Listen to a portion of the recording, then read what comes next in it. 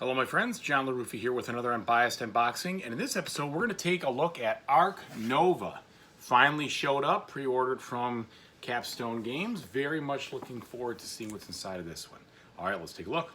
And as usual folks, please help me out by liking and subscribing to my YouTube channel. Really appreciate it. Alright, big box here, and I like the fact that I can see the game and play. That's awesome. You see the trays, you see the board, you see the cards and your own player board and everything going on. That's fantastic. You can also see some close-up of the cards. It tells you about it. So very cool. Very happy to see that. Before I opened the box, the game did come with two of these single-sided, I guess you want to say sheets that have to do with the starting deck. They tell you to cut these up, cut the instruction apart so that everyone can place their tips in front of them.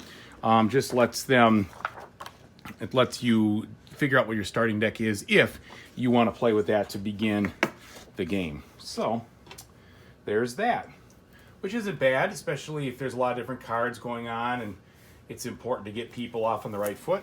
I don't mind that at all.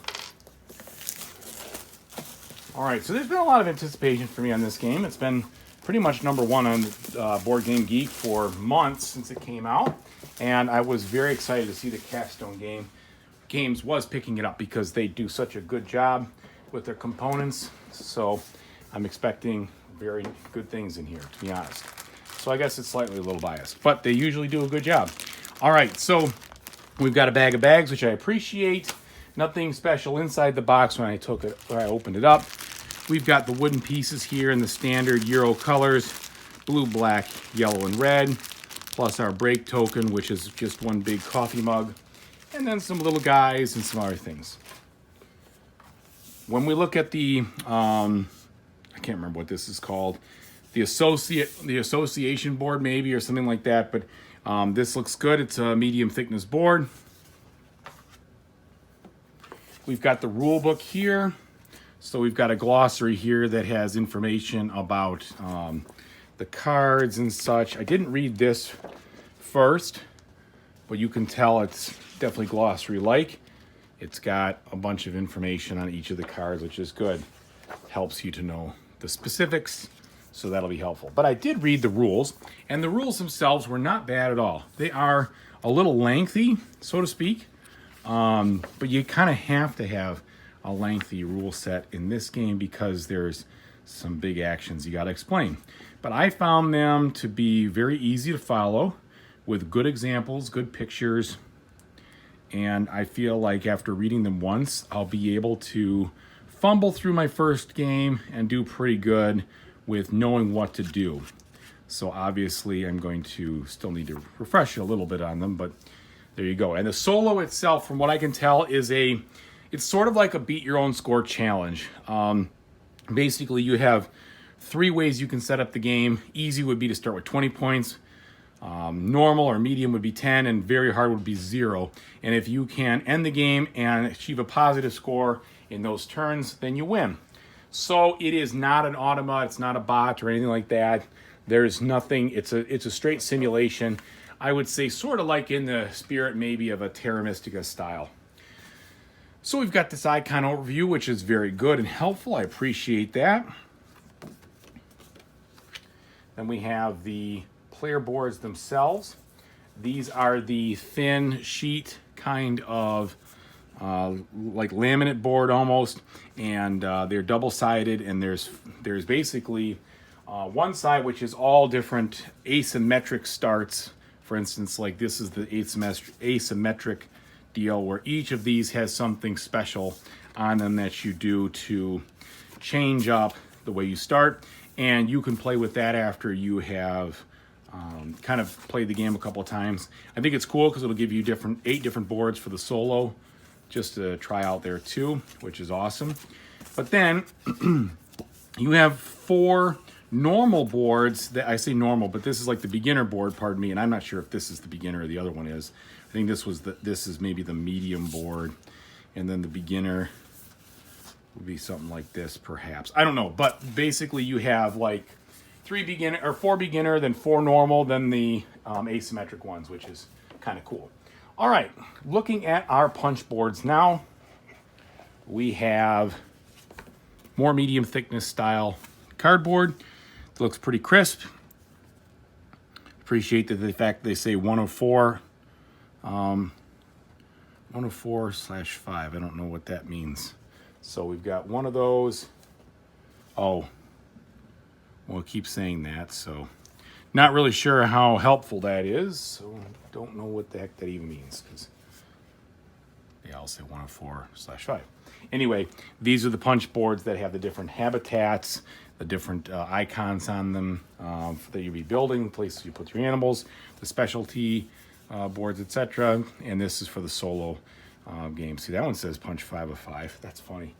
Maybe there was just like a typo on that. They never really did the 1, 2, 3, 4, and 5. Or maybe they're all 1 to 4. Oh, you know what? I guess that's what it is. These are all 1 to 4 because they're 4 of the same thing. And then you have the 5th one. Okay, fair deal. Then we've got the cards here, which I will get out in just a second. That'll be the final thing. We have this main board, which is going to store our cards and be the offer and everything else. They give you 2 configurations. You can see it's quite large. I wasn't expecting that, so that's pretty big. One configuration like this, I think I may have it upside down. No, that's right side up, because I can see, well, no, I don't know. I guess it depends on how you look at it.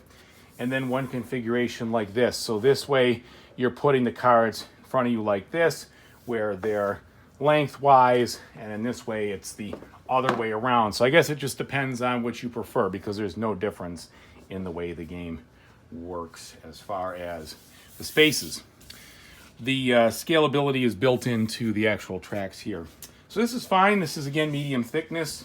Should be all right. And then it comes with 2 storage trays, which will be handy for sorting all the stuff, all those things permanently. So I like that. Okay, let's take a look at the cards, the quality here, see what we get, and then bring this on home. So we'll open up the first deck here.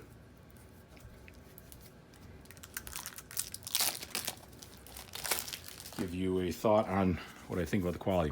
Quality is good. There is no texture on the cards, but they are more than usual thickness, which means I don't think if you're not a sleever, you're not going to feel the reason to sleeve these.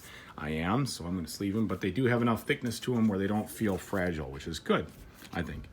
Looks like the art is pictured, so you're getting actual pictures here, which is actually cool because these are animals, for pity's sake, so better to have the pictures, I think, the actual ones, since that's kind of the zoo feel. So I like that. And then the icons are very easy to understand. You've got text on them. Everything is in good shape there. So here's a bunch of animals for us. You can see, oops, bump the camera, all different types. I'm just not going to go through all of them, but the pictures are good. Everything looks good here.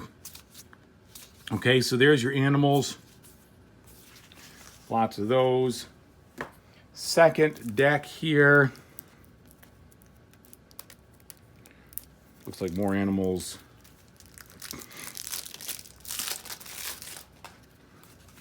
So you got some reptiles. Yuck, hate snakes. All right. Ugh. Birds. All sorts of different stuff you could find in the zoo. Tons of it. Okay. Kind of funny.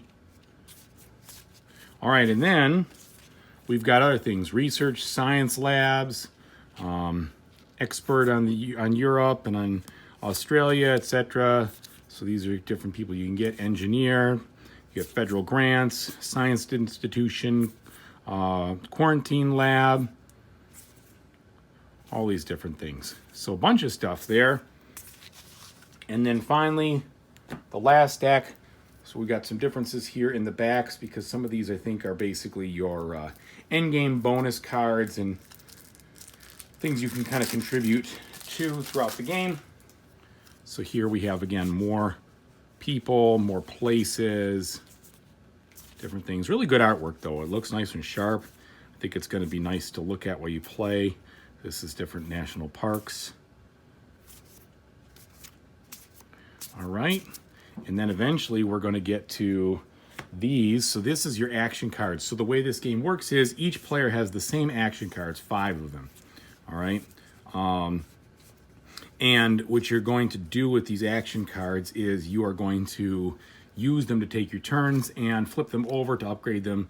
You can upgrade 4 out of 5 of them maximum throughout the game. So you all have the same action cards there. Okay, that could be upgraded. And then we've got some, I think this is where what do you do here? I can't remember what these are called, but these are for end game bonuses and appeal and things like that. And then the same thing here, this is regions, and it's like a zoo partner card on those, I believe. So that's what we got. I like the look of this. I'm very excited to give it a try. Thanks again, everybody, for watching. I appreciate it. Whatever you play or try in the future, I hope you have an awesome time doing it. Thank you, and have a good evening.